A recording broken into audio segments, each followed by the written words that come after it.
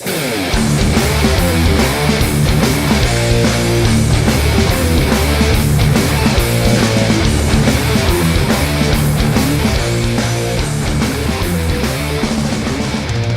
to the Texas Metal Show. I'm your host, John fucking Winningham, and on this episode we talk to DFW area doom metalers, Stone Machine Electric.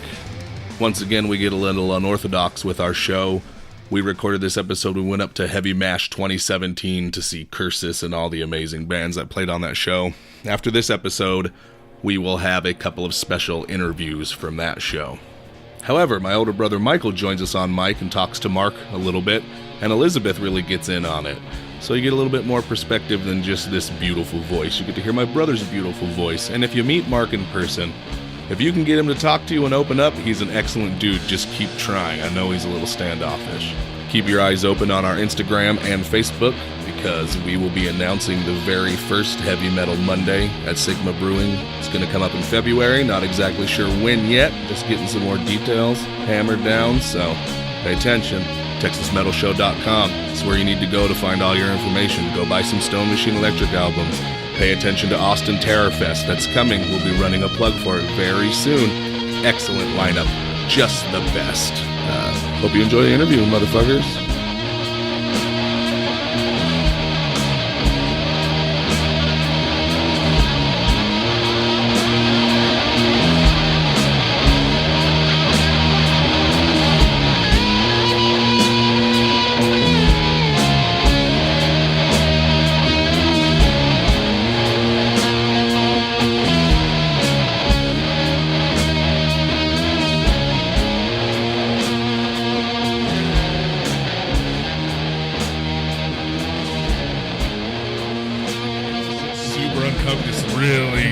Really fucking on it.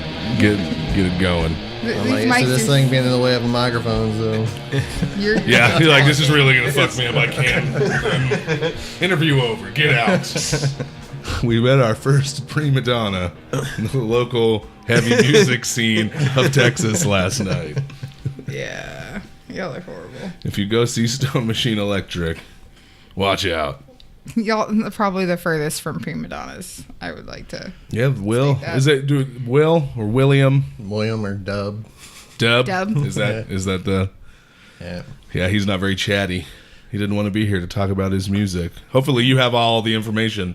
Probably not. Hopefully, you hold all the keys to what makes Stone Machine Electric absolutely fantastic. Do you want to introduce everybody? Nope, because I'm going to introduce everybody when we do the intro to the show before we release it. So let's start the show the same way we start every fucking show that we do. Let's talk about the history of Stone Machine Electric, how you guys came to be, and why you do what you do. Okay. Well, we started back in 2009. WC, we weren't playing at the time. Me and WC had been playing together off and on since like the mid-90s, things like that, with other just regular rock bands and stuff. And then one day he's like, hey, I want to start this project. And he sent me some, this is before I even was aware of Doom and stuff like that. And he's like, hey, check this out. And sent me some Electric Wizard stuff and all that. And he's like, let's get together and jam and see if it feels right. Did it change your life where you were like, holy shit, Dope Throne's great or whatever? I don't know. I'm just assuming. No, I was like, that's pretty cool. Yeah. You know, I could do that. Because I'm not that's more my pace. I'm not like I couldn't be a thrasher or anything because I just couldn't play that fast. I don't know. I can't picture you just looking at you being a we play super heavy thrash metal. Black and thrash. Yeah. But no, we got together and we played. What was it? We played. We did an Electric Wizard cover. I think it was Black Wizard or something. I don't remember now which one it was. But then we did an Elder tune. We did White Walls off their first album. And then we did Thin Lizzy. Emerald, I think. That's how we started it off and just jamming that stuff for like 6 months. And then we happened to go to a local show and saw, I guess it was Woe Fat and Orthodox Fuzz playing. And yeah, that's a good lineup. I like both of those bands quite a bit. And so when WC actually went and talked to Kent after they played and was talking to him because he's like, oh, Kent, you have a cool amp on it. You know, what is that? You know, and started talking. And I guess they were looking for a band to play a show with them a couple months down the road. And WC's like, oh, we got a band, we'll play. And so he's like, okay. Did you guys even have a name at that point? Yeah. Yeah. Has Stone Machine Electric been like the name from the beginning, or has that evolved over time? No, that's been. We've had a couple of names we were throwing around before we settled on that, and we tried to do like just Stone Machine, but there's already a band called that, so it's like, well, so you just throw the electric on there, Yeah. and you're good to like Death from Above 1979. Just tack a little on the end there. And nobody can sue us for anything.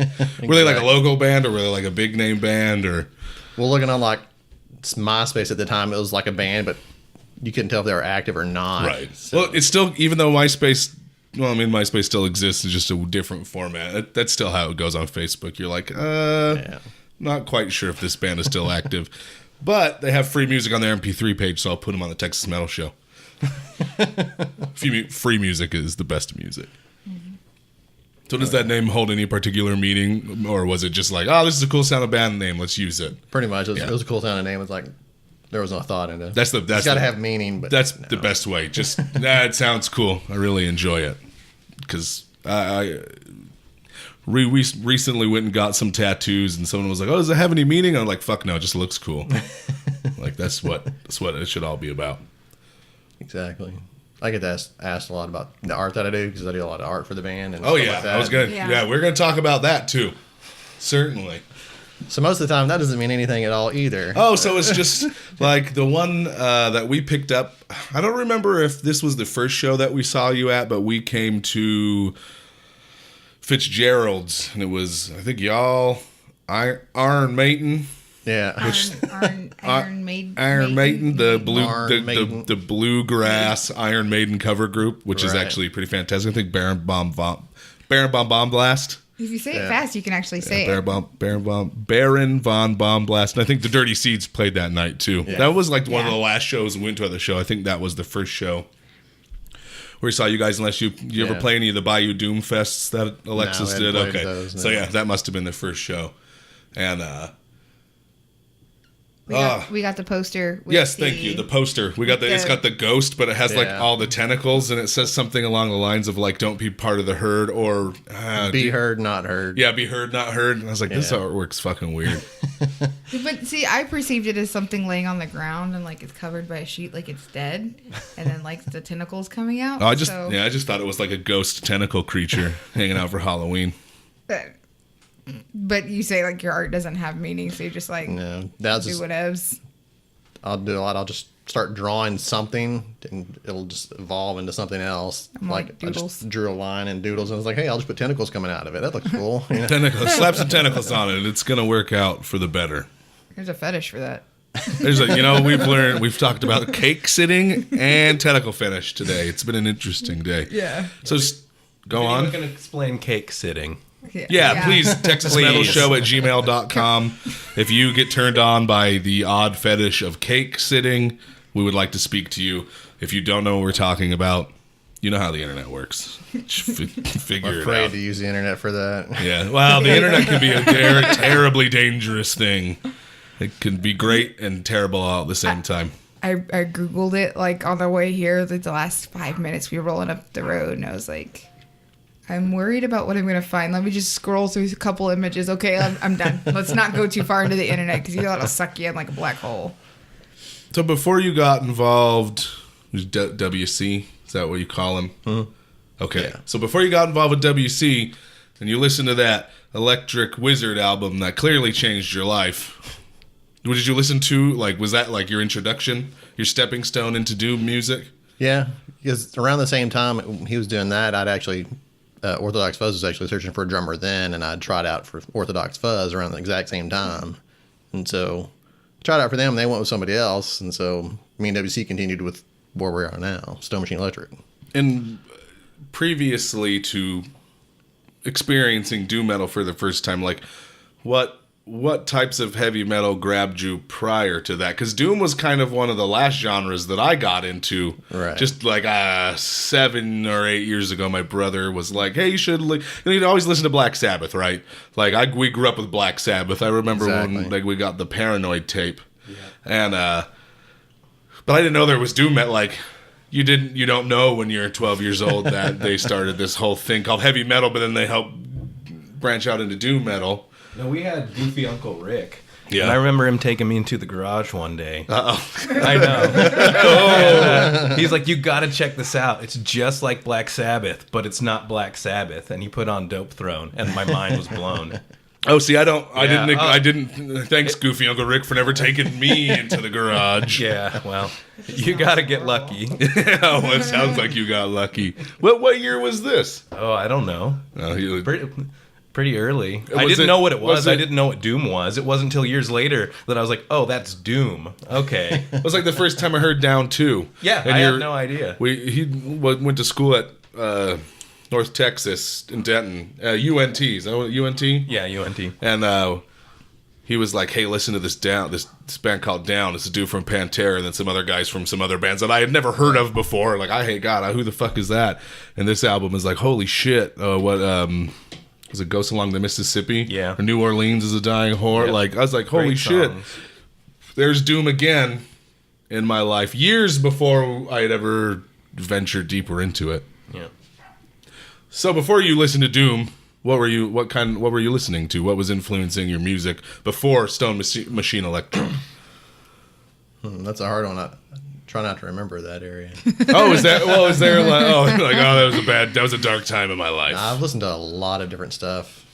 Around that time before then, I was probably listening to a lot of Frank Zappa and things like that. Yeah. Or Hell yeah. even more modern stuff like The Strokes. I mean, you can't get more metal than that, I guess. But I'm recently have been learning to play guitar, and then my brother here and my other younger brother, they've always kind of listened to Zappa, and it always been kind of a thing, and I never really could get into it. I listened to a couple of records. I'm like, okay, yeah, some of these songs are great, but like, I don't know what the fuck he's talking about, you know?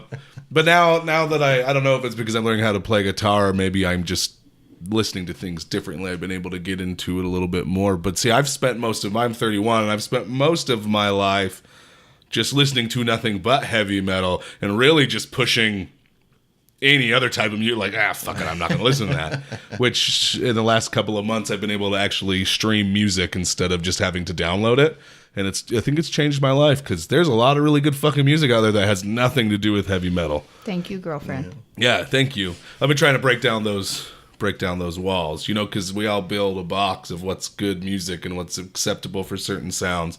And then you miss out on like Sturgill Simpson, who's this fantastic country music artist that some of his songs have pepperings of psychedelic rock and roll sprinkled onto them. And you're like, holy shit, country music can sound like this? What have I been missing out on?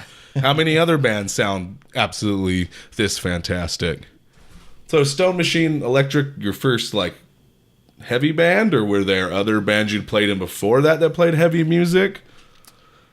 I would say probably so. I've been in other bands where it was more just rock and roll and things like that, or kind of punk bands. Nothing but Stone Machine was the first real heavy band that I've been in.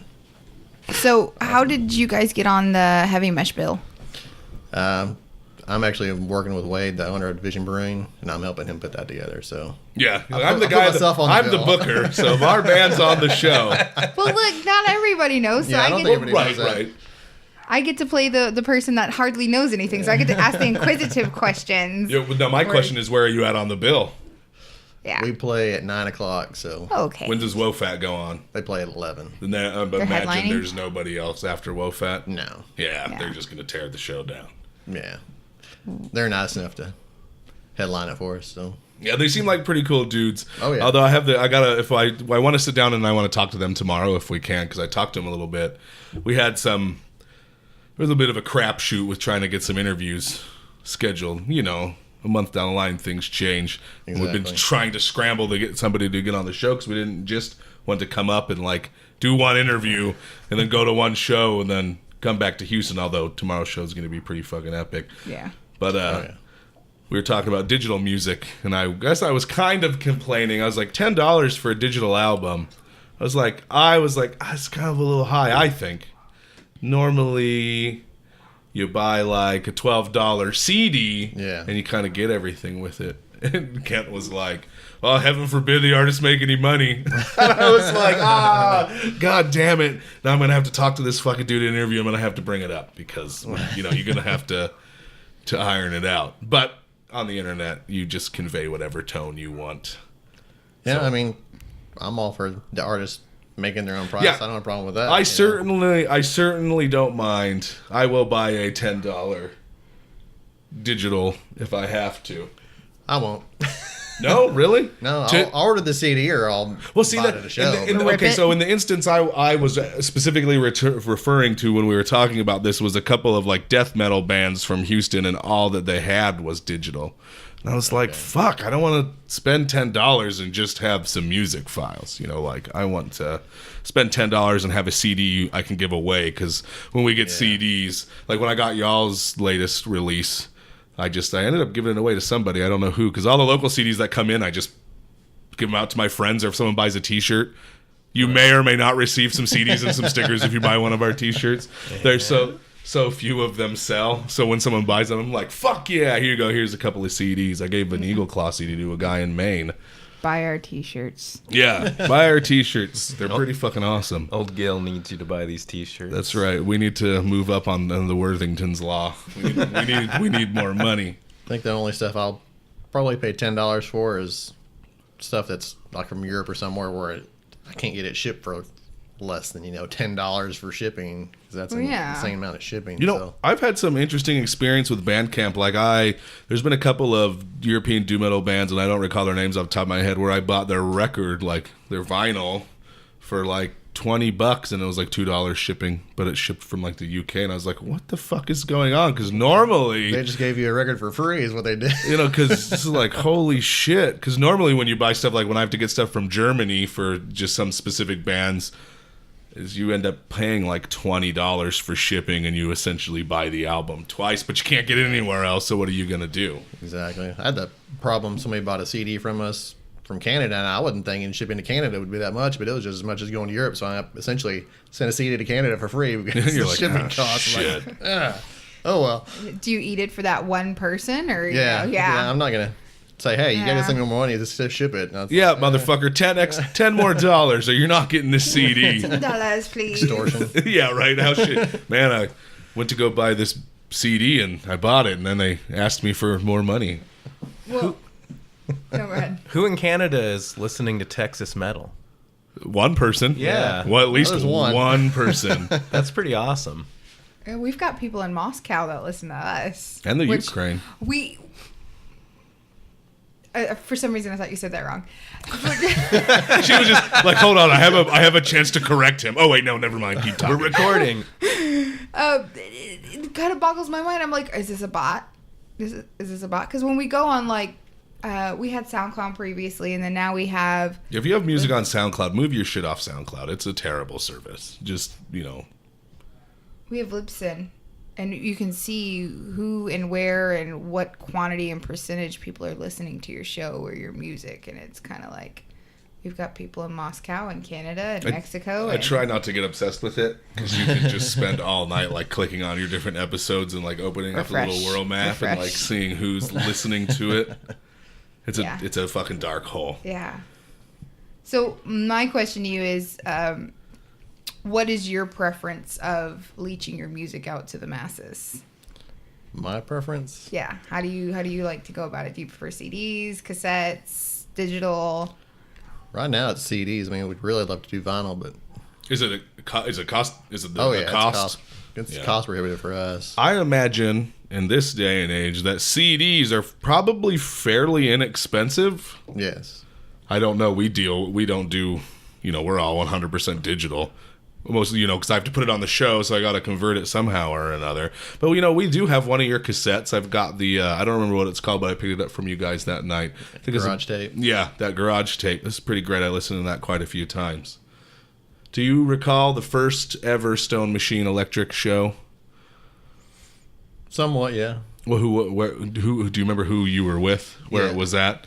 It was in Deep Ellum at the time it was called The Nightmare, I think. Because it was on Elm Street, so they called it The Nightmare. Nice. That's not where Reno's is now, is it? Or I feel like No. Reno's been there forever. No, it's around the corner from where it was. But that was a show we played with Wofat and Little Bighorn. Are they still around? Little Bighorn? I don't think so. I haven't seen them. Yeah, in a I've long not heard. time. No, I've definitely not heard the name. How long ago would this have been? 2010. 2010. So you guys have been Nice. chugging along for. Have you been steadily doing things for the last 7 years? Oh yeah, we've been consistent. And how many releases are there outside of what's the 2013 release called? That's our self-titled. Okay, and then the second release came out in 16 or 14? 14 was Garage Tape, And then there's one more after it. and that's the Solstice Yeah. Veritatum, and That's the first one that I don't remember who it was. It was probably Tomas from the Dirty Seeds that was like, hey, you should probably listen to Stone Machine Electric. Or maybe it was the Doomstress or Brandon. Those guys always seem to have like their finger on the pulse of when it comes to like really good doomy shit that's going on.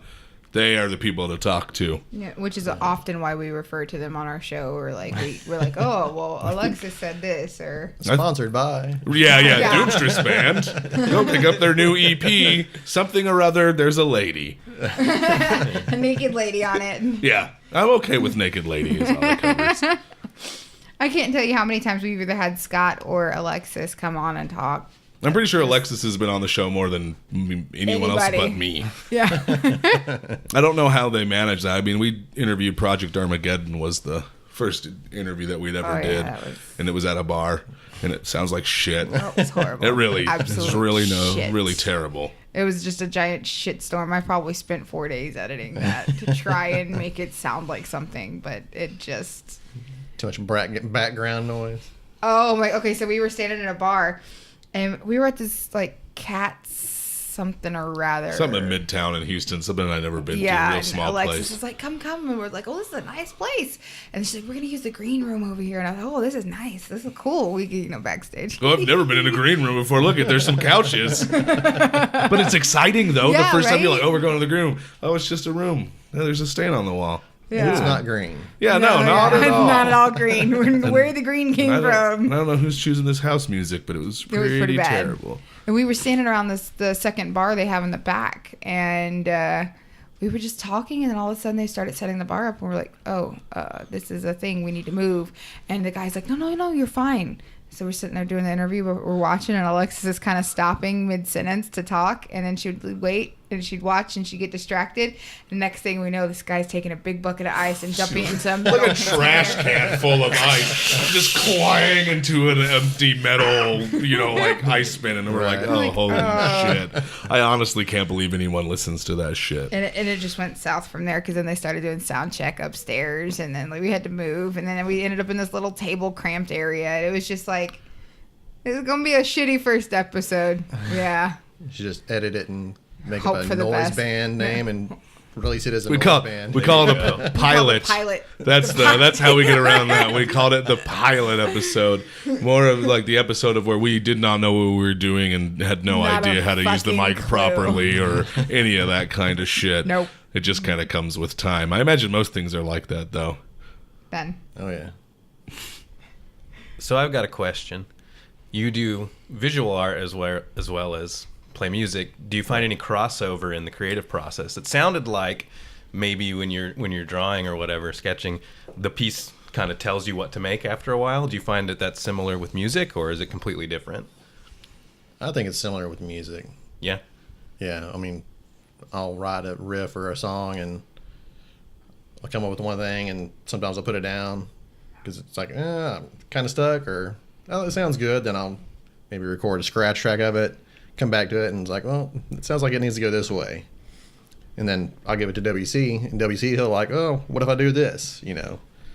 So it becomes more, instead of just me being the artist, it's both of us Sweet. sort of tweaking the product. Geez, Michael asked the good questions. Yeah, thank God. Well, Jeez. We're so I like- was curious So because Go on. it seems like sometimes there's something else pulling the reins when it comes to creativity. It's not just what's in your brain or whatever. Yeah, it's more than just what's you see in front of you. Sure. So you That's guys, awesome. do you two equally collaborate, or do you handle a larger majority of the songwriting and the lyrics, or are you guys, hey man, I've created this riff and I've created these lyrics, check it out, what do you think? And then you go, oh, let's maybe like change this up a little bit here and this up a little bit there, and I think it might be a little bit better? Or how does that process work? Most of the time it's half and half, like he'll write songs or I'll write songs, and we'll pass it off to each other and say, this is what I'm thinking, and then do your thing on top of it or with it. No stonewalling. No.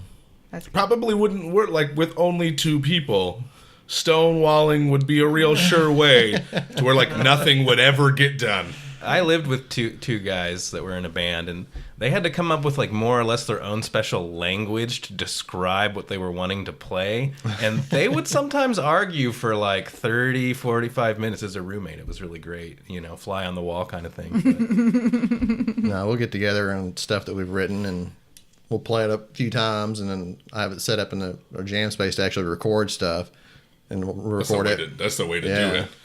Then listen to it and be like, yeah, I really liked the way it sounded when I wrote it, but I'm not going to do that anymore because it doesn't sound right anymore. Because just songs evolve. Is that why you have like 15-minute songs? You're like, oh, this sounds like this, go in this direction? No, No, go ahead. With the longer songs, because you guys, both of the records, EPs, I don't know what the fuck you want to call them. They're long, but they're only like 6 songs a piece. Does that just something that naturally comes, or do you set out to go, okay, well, this song's gonna be 9.5 minutes long, or does it just come to you as you're playing? You just get into it and go, holy shit, that was fucking excellent. Yeah, it's usually just however the song kind of tells us how long it wants to be. We don't ever set out to. Very organic. Yeah. So the music just kind of flows, and you just try to follow it. Exactly. And then wherever it leads you is where it leads you. Sounds almost kind of spiritual in a sense. All right, this is Walking Among the Blind by Stone Machine Electric.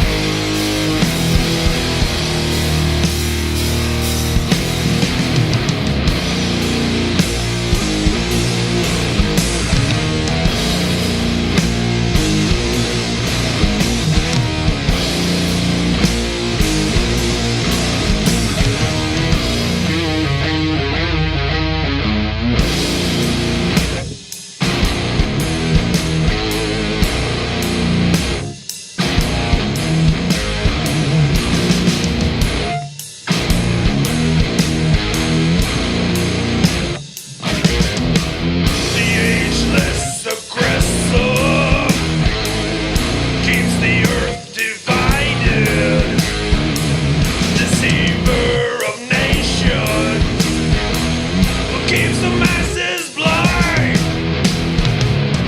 walking among the blind, walking among the blind, walking among the blind, walking among the blind, among the blind, among the blind, walking among the blind, we're going blind.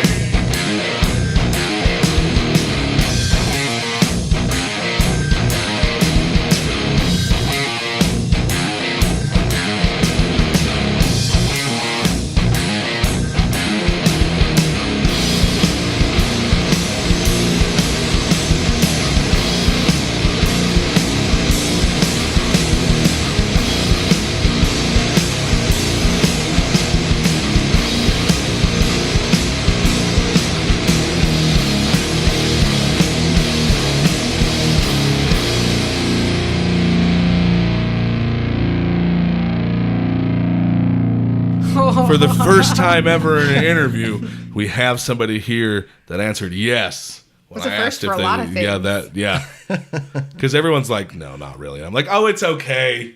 Nobody listens to the Yeah, show. no. That's not actually true. We're just, if we haven't already, we're just about to break 10,000 total downloads. So not bad at all. somebody's paying attention. Yeah. We haven't been able to give away free shit.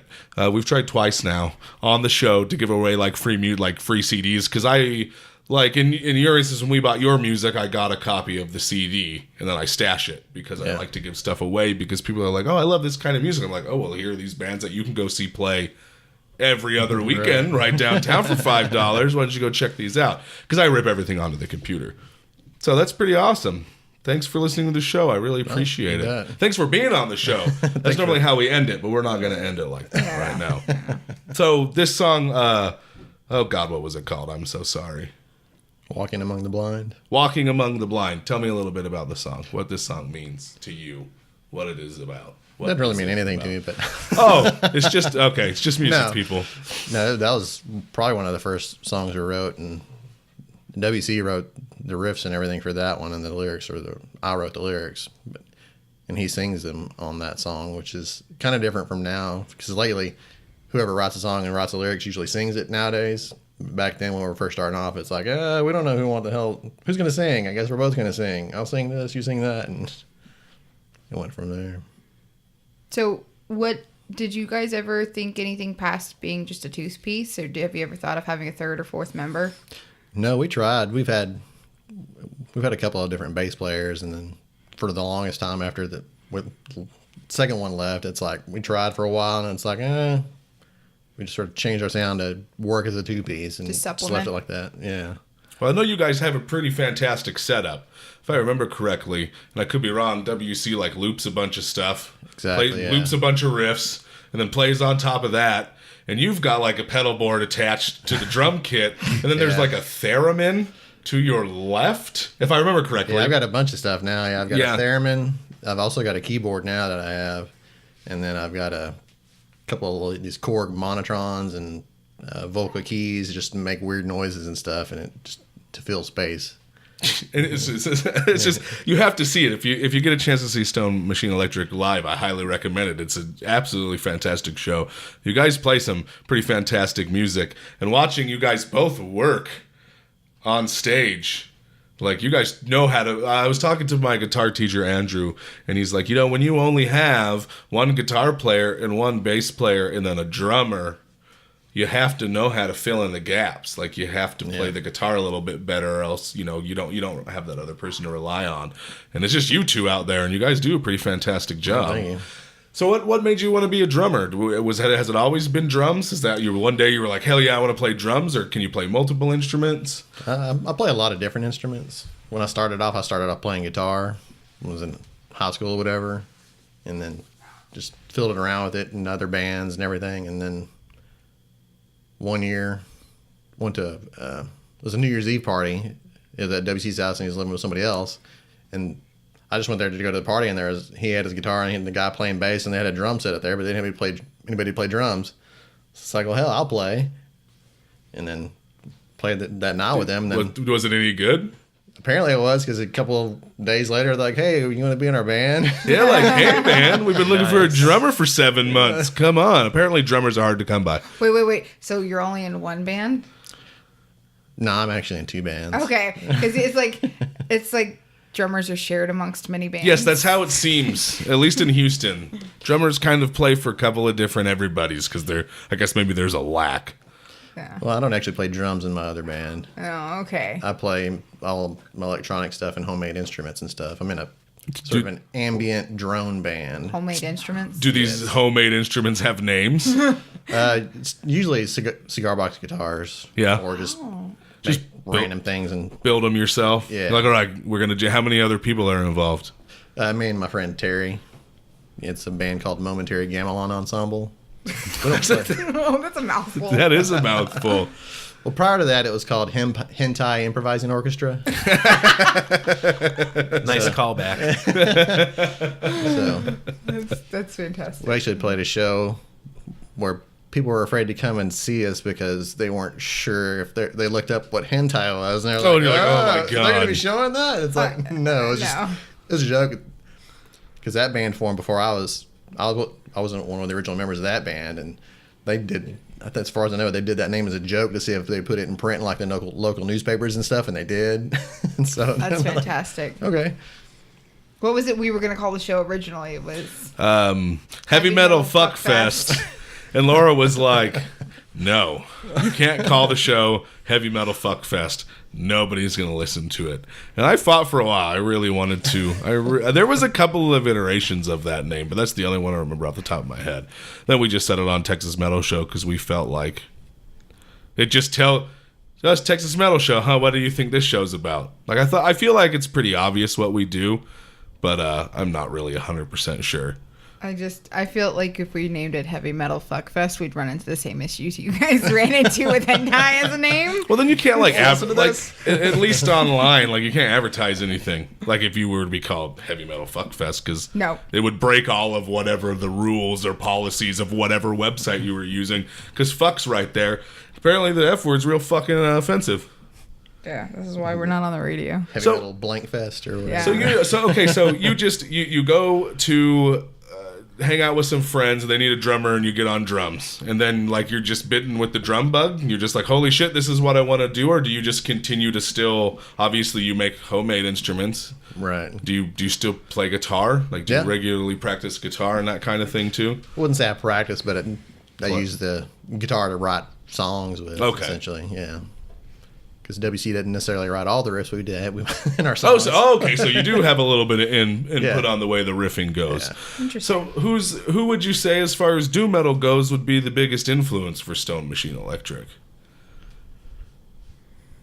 I don't know. That's. I mean, I guess it would have to go back to Electric Wizard and I was gonna say Elder. Electric I Wizard. mean, even though those guys are really young compared to our old asses, but Yeah, I have 2 Elder records. One from 2015. I don't recall what the name is, and then I just got the brand new one. But I have not eased into. I've listened to it once or twice, but I find now it takes me quite a few listens to like really get into something. yeah, their self-title is really good. It's really heavy. I'll have to check that one out because I don't think I have that one. Yeah, because we used to play their song called White Walls as a 2-piece. I mean, we made it work. Interesting. Are you guys working on anything currently? Any new music? Any albums that might be coming out? Or We're always working on new tunes. I mean, stuff we'll be playing tomorrow at Heavy Mashes. It's relatively new because we haven't played anything off our last album probably in 4 or 5 months now. Been playing mostly new stuff. have you been doing a lot of live show? Have you been going to a lot of shows, playing a lot of shows? Are you guys just hanging out and playing together? I'm not I don't really have my finger on the pulse when it comes to I try my best to pay attention to everyone, but I find it becoming increasingly more difficult to figure out what everyone's doing. This is a big fucking state, and there's a lot of fucking heavy music out there. Yeah, a lot we've of been playing shitty heavy music. We've been playing a lot around here locally. It's either once or twice a month. And then actually the end of next month, we're going to do a little stint with the Dirty Seeds. We're going to play with them in Bryan, Texas, and then San Antonio, and then we're going to play Independent. Oh, yeah. Awesome. Which day 2? Yeah, day 2. Okay, we'll be there. We'll be there for both. They just announced the Harvey Relief show. It's been moved to Sigma Brewing. Right. Yep. Of course, this is all old information by the time this episode comes out. All of the things we're talking about have already passed. Yeah. Because I think we're like 4 or 5 months This into. may be February. Yeah, fuck, who knows? January. We don't have we try to do 2 episodes a month. And we always, except for that 1 month a couple months ago, we didn't do anything because we were. You gotta have a break every now and then. Yeah, every now and then you gotta take a break and not fucking work on anything. So Stone Machine Electric, just like a passion project you guys do on the side of like your regular lives. Like, what do you do to sustain your life? I'm actually an architect. That's Okay. what I do for my 9 to 5.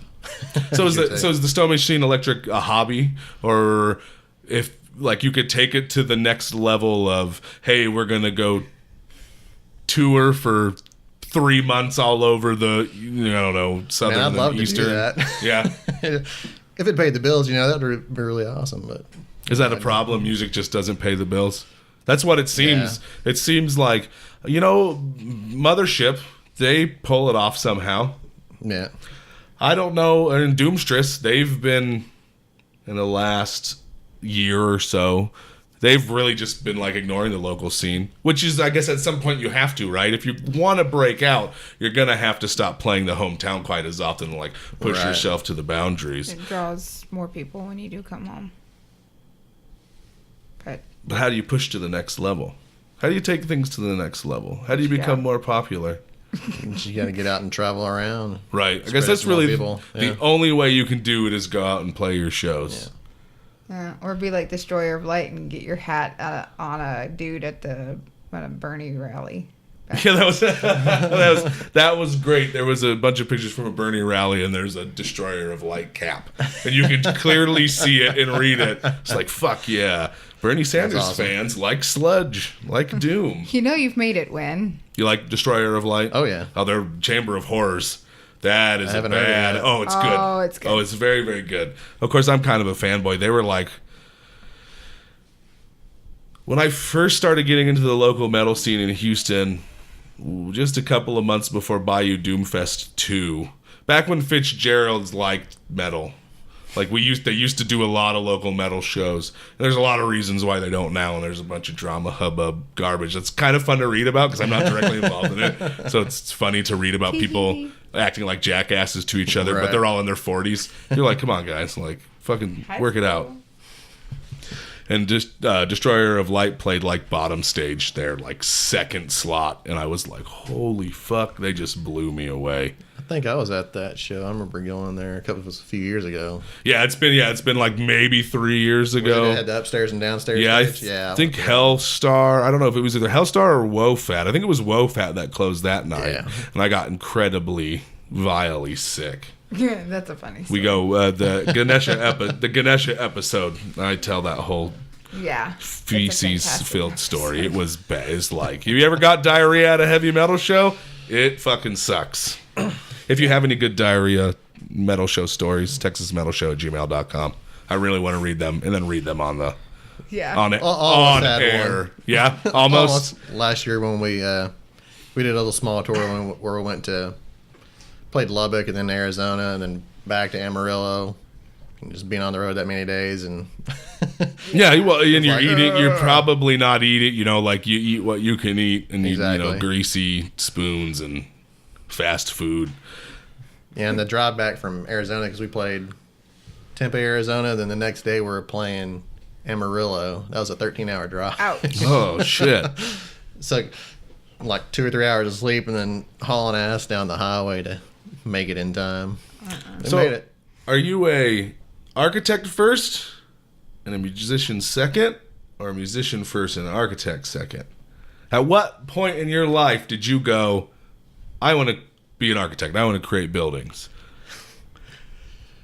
Well, I originally wanted to go to college for art, but I was thinking, I'm not going to make any money doing art, so it's like architecture's the next best thing. It's still drawing and Right, you design. still right. There's still probably an art aspect Right. to it. Do you have any do you have any like giant fuck off buildings? You're like, I designed that building right there. Not no. How I Met Your Mother. No, it's not a thing. Yeah. Well, yeah. When I think of architects, I automatically think of How I Met Your Mother because of that stupid sitcom. I don't know why. No, I ran into the same situation when I went to college. I was like, I'm going to be a chef and I'm going to be renowned, blah, blah, blah. And then I ran into $30,000 of debt in 1 year. And I was like, need to find a job to pay the bills. I kind of do something similar. I'm not an architect, but it's kind of similar with blueprints and stuff. It's not fun, but you still get to have that creative outlet. And so, okay, I can deal with this. It's fine. Right, yeah. Okay, okay. Sorry, Yeah. I was thinking of things in my head and just kind of like getting scrambled up in my own brain. I normally have a set of notes with me that help me flow the show, but We forgot a they lot didn't of switch stuff over today. to my new phone, so it's like I have to kind of think about what I want to say and what I want to talk about, and that makes it more difficult. It doesn't always just. Sometimes everything's real smooth and easy. Not that this conversation has been difficult in any capacity. It's been absolutely fantastic. But sometimes you hit a little bit of wall in the brain there, and you're like, "Oh shit, what do I do next? What's the next step? What do I talk about? How do we keep things interesting?" It's not like we haven't done it 100 times already, but I don't know. It's only been like 30. yeah, I was gonna say 30. It's only been about 30. Well, you're doing pretty good if you can get me to say more than 3 words in a sentence, because I'm pretty notorious of being to the point. And Well, you've been great. When we first met, we talked about interviewing, and you guys were like, maybe, we could do it, but I don't know how great it would be. We maybe only give you like 20 minutes. And so far, you've given us like 45, which is fantastic. awesome. What's great is John can talk for days. Oh, fuck yeah. Yeah. I'm just a chatty motherfucker. I love to talk about things. So growing up, when did you hit that point in your life where you realized I love music? Where, regardless of do you have a moment in your head that you can recall going, holy shit, this is fucking amazing. I want to play music one day. I remember growing up music all the time. I mean, when I was little, it was parents and family listening to country, but that never really sat with me. And then You do kind of have a little little bit of a country accent sometimes, depending on what you say. right. But I think when I was in my teens, MTV was a big thing back then when they actually played music and Yeah. stuff. And, Yeah. it was Van Halen 1984, when that came out. That was just awesome music. Everybody else was listening to Michael Jackson Thriller. I was like, Van Halen, man. It's a fantastic record. I've tried to listen to Van Halen. I've got Van Halen 2 at the house because Poor of soul. Steve from Destroyer of Light. He's always talking about He's always talking about music on the internet, and then when it comes to Van Halen, he's a huge Van Halen fan. And I've been trying to broaden my horizons and listen to things that I normally wouldn't listen to because I feel like I'm keeping myself too much of a box. And there's so much good out there, but Yeah. Van Halen I've had a difficult time getting into. I don't know what it is. It's not terrible music, but for some reason it just doesn't grab me. It's a little, maybe getting too close to glam or something. No, or- I would hate to say that. That's what it is. Fucking shitty glam metal. But I don't want, because I like fucking Lizzie Borden and shit, and that can get pretty fucking glammy at times. Although there's a little Iron Maiden-y sprinkle kind of in there as well. I don't know what it is. I really don't. It's just a thing. It's just a mental block. Like with Frank Zappa. I know that Frank Zappa makes good music, and he's a talented everything. Everything he did is talented, and I certainly enjoy a bunch of stuff, but then sometimes I just listen to it. I'm like, what the fuck is going on here? It gets a little Jam too up, close to people. glam. Is that, yeah, god damn you, Yeah. Zappa, and your fucking glam. Punky's Whips. That's a good one. Oh, punky. Michael's the Zappa connoisseur. Well, Michael, my older brother, is kind of like, do you have, he's waving everyone. Do you have siblings? Yeah, Older, younger? both. Both. Did any of the Mark Maron is one of my favorite comedians. I listen to his podcast all the time, and he always talks about that guy. And often when you have an older sibling, you get that guy in your older sibling that's like, hey, you should listen to this. Like they have you know, they're older, so they have a little bit of knowledge already, so they kind of open those gates. But that's not how exactly it works, because it'll be like my buddy's older brother, or like a teacher, or Well, yeah, like our Mr. Donardis, our orchestra teacher, gave you a copy of Fool for a Day, King for a Lifetime. King for a Day, Fool for a Lifetime. Sorry, everyone. And Disco Volante. And that was pretty instrumental. Listening to Mr. Bungle and Faith No More at a young age really was excellent. That's some fucked up music. It's who you know. It's all about who you know. So, what does the future hold for Stone Machine Electric? Where you guys go from where you're at now? Well, hopefully sometime soon we'll be able to get in the studio and record some new stuff that we've been working on. And become millionaires. Yeah, this is the groundbreaking album that shot Stone Machine Electric into the stratosphere. No, it's sad. Every day I check my stats on Bandcamp, and it's like, it's either there's listens or there's not. And, oh, see? You get sucked into the number trap, too. I'm like, damn it. Okay. No. It's become part of our morning ritual. Or the Saturday morning ritual. Yeah, the Saturday morning is the morning we try to work on the show and get shit done.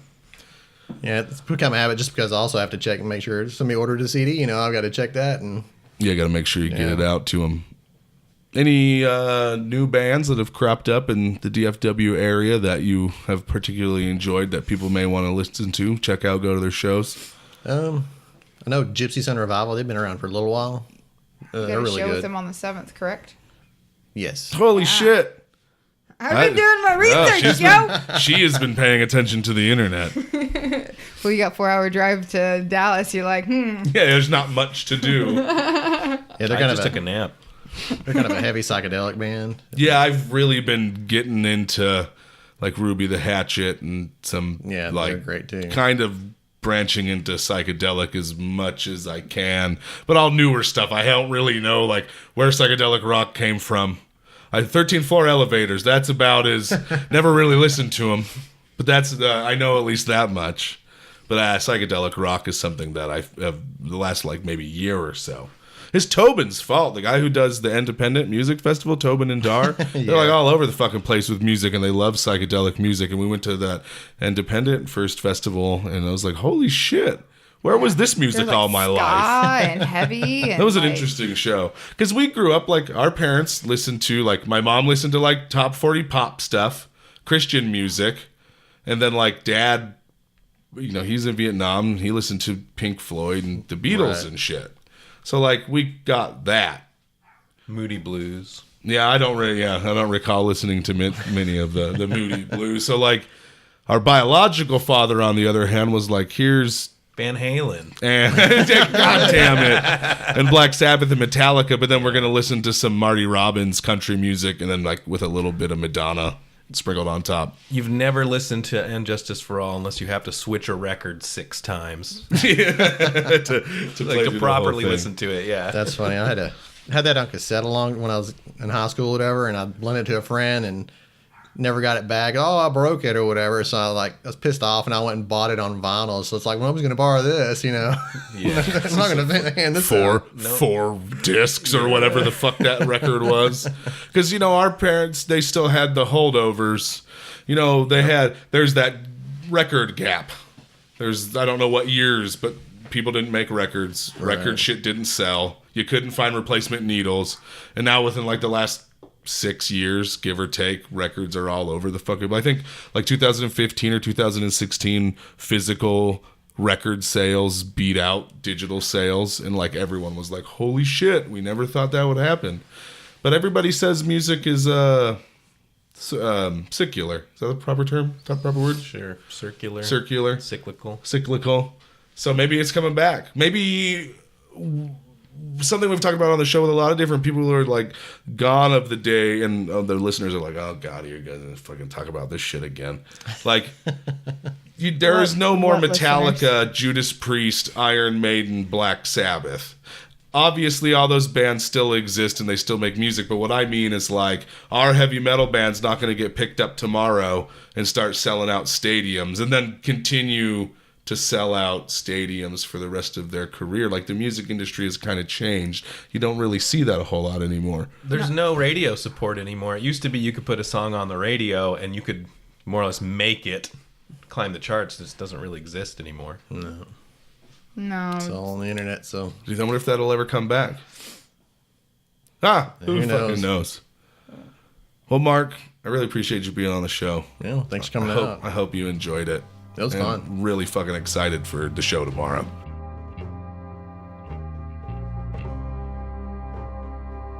That's our show. Hoped you liked it. Get some Stone Machine Electric, TexasMetalShow.com. If you need links, that's where you get them.